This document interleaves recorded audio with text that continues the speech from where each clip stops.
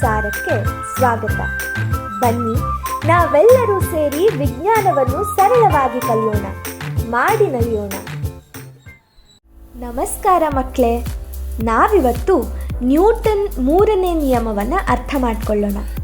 ಇದರ ಪ್ರಕಾರ ಪ್ರತಿಯೊಂದು ಕ್ರಿಯೆಗೂ ಸಮಾನ ಮತ್ತು ವಿರುದ್ಧವಾದ ಪ್ರತಿಕ್ರಿಯೆ ಇರುತ್ತದೆ.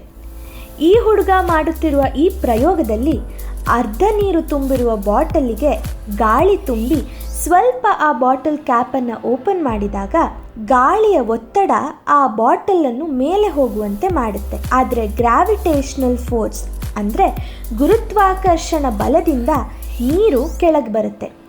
ಹೊರಗಿನ ಗಾಳಿಯ ಒತ್ತಡ ಮತ್ತು ಬಾಟಲ್ ಒಳಗಿನ ಗಾಳಿಯ ಒತ್ತಡ ಸಮಾನವಾಗೋ ತನಕ ಬಾಟಲ್ ಮೇಲೆ ಹೋಗಿ ಗ್ರಾವಿಟೇಷನಲ್ ಫೋರ್ಸಿಂದ ಕೆಳಗೆ ಬೀಳುತ್ತೆ. ಇವತ್ತೇನೋ ಒಂದು ಹೊಸ ವಿಷಯ ಕಲ್ತ್ರ. ಹಾಗಿದ್ರೆ ಮುಂದಿನ ವಿಡಿಯೋದಲ್ಲಿ ಸಿಗೋಣ.